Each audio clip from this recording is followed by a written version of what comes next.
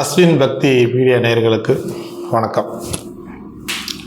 இன்றைக்கி நம்ம பார்க்க போகிறது, இப்போ சபரிமலை சீசன். இந்த ஐயப்பனும் சபரிமலையும் நம்ம ஜோதிடத்தில் எந்தளவு பொருத்தமாகறாங்க அப்படின்றத இன்றைக்கி பார்க்க போகிறோம். இப்போ ஐயப்பன் எடுத்துட்டோம்னா அது யாருக்கு அதிதேவதை, எந்த கிரகத்துக்கு அதிதேவதை அப்படின்னா சனி பகவானுக்கு அதிதேவதை. இந்த சனி பகவான வீடுகள் என்ன? மகரமும் கும்பமும். இந்த ரெண்டு வீட்டுக்கு மட்டும்தான், சனி பகவானோட வீடுகள் ரெண்டுக்கு மட்டும்தான் ஒரு சைவம் ஒரு வைணவம். மகரம் சைவ வீடு, கும்பம் வைணவ வீடு அப்படின்ற அந்த ஒரு இது கொடுத்துருக்காங்க ஜோதிடத்தில். இப்போ ஐயப்பன் யாருக்கு பிறந்தவர் பார்த்தீங்கன்னா சிவனுக்கும் மகாவிஷ்ணுக்கும் பிறந்தவர் அப்படின்வாங்க. அது பார்த்திங்கன்னா நிறையாவே இந்த ரெண்டு வீடுகளில் ஆப்டாகும். அப்போ சிவ அம்சம் விஷ்ணு அம்சம் ரெண்டும் கலந்த கலவை ஐயப்பன். அது யார் கைதேவதையாக உட்காந்துருக்காரு? சனி பகவானுக்கு கைதிருக்காரு. அவருக்கே வீடு கொடுத்தவர் யார்? சனி பகவான் வீடு கொடுத்துருக்கார். அந்த மாதிரி இப்போ இந்த மகரம் தான் ஐயப்பனோட வீடு. கும்பம் பார்த்தீங்கன்னா சபரிமலையை குறிக்கும்.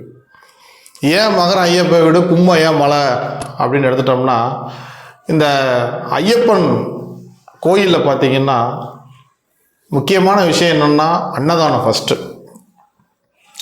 அந்த மலையை எடுத்துக்கிட்டோம் அப்படின்னோம்னா அங்கே முக்கியமாக என்னது, மெயினாக புலிக்காடுன்னு சொல்லுவாங்க.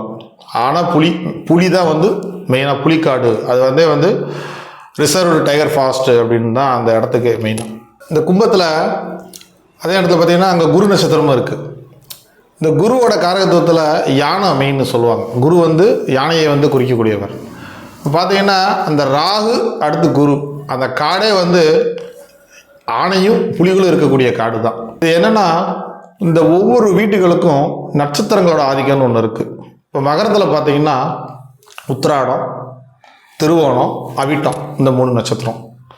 கும்பத்தில் பார்த்தீங்கன்னா அவிட்டம், சதயம், பூரட்டாதி, இந்த 3 நட்சத்திரம். இப்போ இந்த மகரத்துக்கு இப்போ வருவோம். நம்ம மகரத்தில் எந்த ஒரு வீட்டுக்குமே நடு நட்சத்திரத்துக்கு அதிகமான ஒரு சக்தி உண்டு. இப்போ மகரம் பார்த்தீங்கன்னா நடு நட்சத்திரம் திருவோணம். அதே நேரத்தில் எந்த ஒரு பாவமுமே அதனுடைய 7ஆம் பாவத்தை நோக்கி தான் இயங்கும். இப்போ நான் இருக்கேன் அப்படின்னம்னா நான் வெளியில் போகணுனாலே நான் யாரையாவது தேடி தான் போகணும். இப்போ என்னுடைய 7ஆம் பாவத்தை நோக்கி தான் நான் போகணும். இதே போல் ஒவ்வொரு வீடுகளும் அதை சேர்த்து தான் இயக்கும் எப்பயுமே. இப்போ மகரத்துக்கு 7ஆம் வீடு எடுத்துட்டிங்கன்னா சந்திரனோட வீடு கடகம். அது என்னது? சந்திரனோட கரகங்கள் என்னது? அரிசி, மக்கள் கூட்டம், இது எல்லாமே வரும். இது எல்லாமே பார்த்தீங்கன்னா இந்த ஐயப்பனுக்கு மக்கள் கூட்டன்றது ஐயப்பனை நோக்கி எப்பயுமே நாளுக்கு நாள் அது வளர்ந்துக்கிட்டு தான் இருக்குது. அது குறையவே கிடையாது.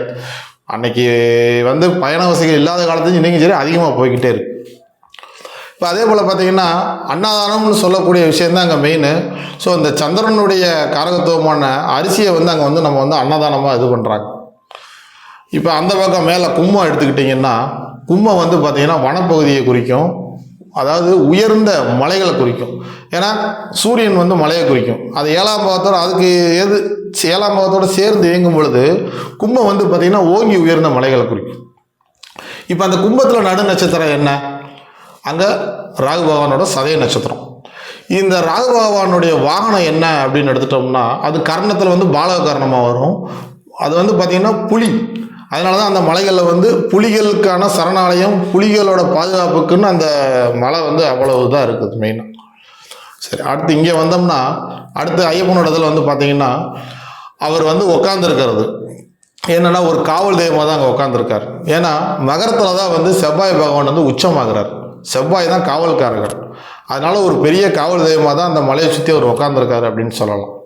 அவர் ஏற்கனவே அந்த மகிழ்ச்சியை பூரா வதம் பண்ணி திருப்பி சாந்தமாக ஒரு சாந்தத்துக்காக ஒரு தவக்கோலத்தில் தான் அங்கே உட்காந்துருக்காரு மெயினாக.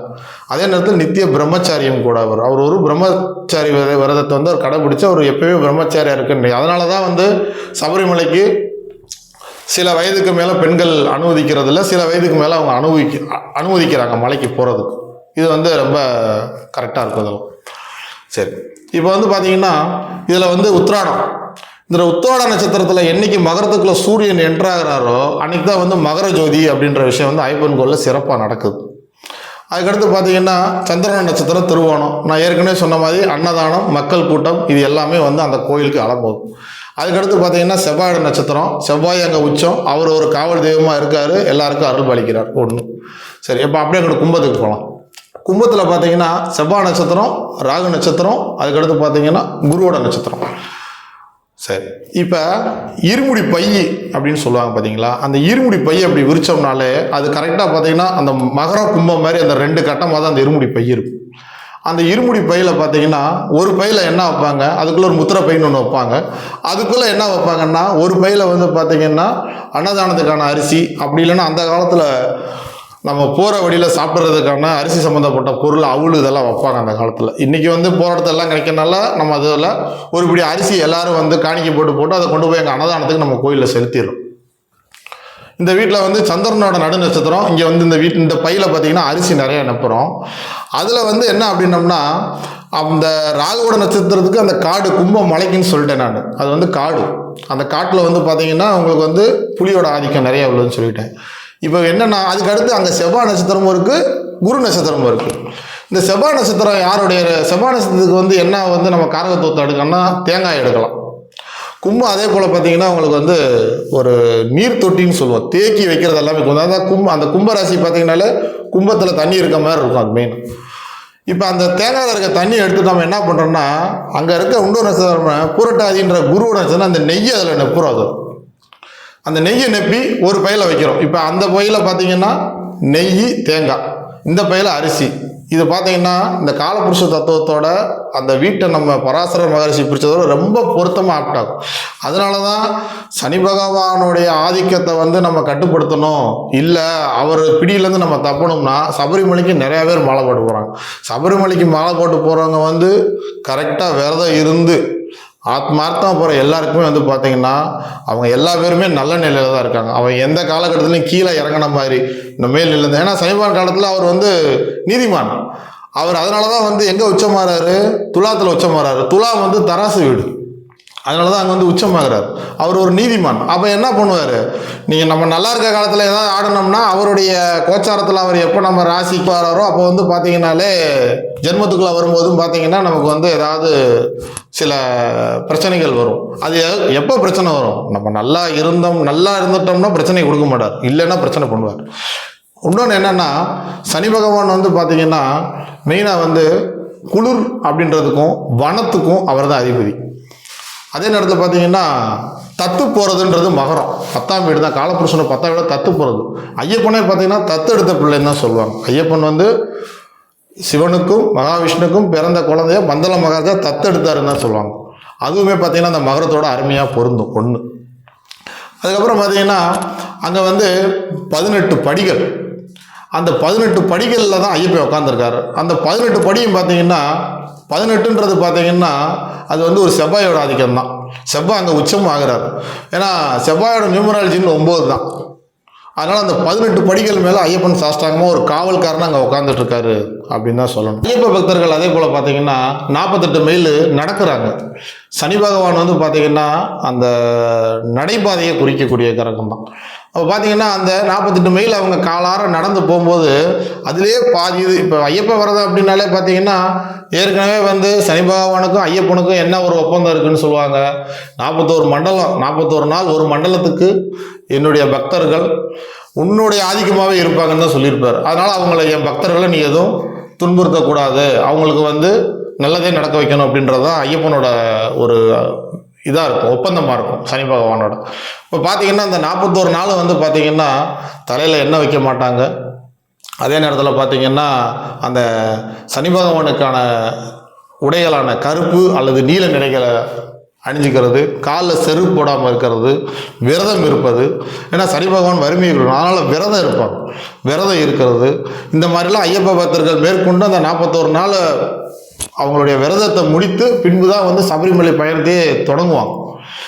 இதனால் பார்த்திங்கன்னா நிறைய விஷயங்கள் வந்து ஜோதிடத்தோடு அந்த சபரிமலை வந்து ரொம்ப அற்புதமாக வந்து இணையும் இந்த மாதிரி இதில் வந்து. இதனால தான் வந்து எவ்வளவோ காவல் தெய்வங்கள் இருந்தாலும் இந்த சனி பகவானுடைய தாக்கங்கள் குறையணும் அப்படின்னா நம்ம வந்து சபரிமலை ஐயப்பன் சாஸ்தா வழிபடணும் அப்படின்றது. அவருக்கு இன்னொரு பேர் இருக்குது, அவர் பேரே வந்து தர்மசாஸ்திரா தான் அங்கே இருக்கிற ஒரு பேர். அதே போல் இங்கே வந்து பார்த்தீங்கன்னா அந்த மகரம் தான் வந்து பார்த்தீங்கன்னா தான தர்மத்தை சொல்லக்கூடியது. நீங்கள் வந்து பொதுவாக வந்து லக்னாதிபதி 10ல் போயிட்டாலோ இல்லை 10ஆம் லக்னத்துக்கு போயிட்டாலும் சரி, அவங்க வந்து பார்த்தீங்கன்னா அவங்க வீட்டில் எப்பயுமே 2 ஆள் சோறு சேர்த்து வச்சுக்கிட்டே தான் இருப்பாங்க. அவங்க வீட்டுக்கு போனாங்கன்னா நீங்கள் வந்து சாப்பிடாம போகக்கூடாது, சாப்பிட்டு தான் போகணும்னு சொல்கிறவங்க பூராமே இந்த அமைப்பு உள்ளவங்கெல்லாம் இருப்பாங்க. இந்த மாதிரி ஜோதிடத்துக்கும் இந்த சபரிமலைக்கும் நிறைய விஷயங்கள் வந்து பொருந்தி வருது அப்படின்றது அடியனுடைய ஒரு சிறு ஆய்வு.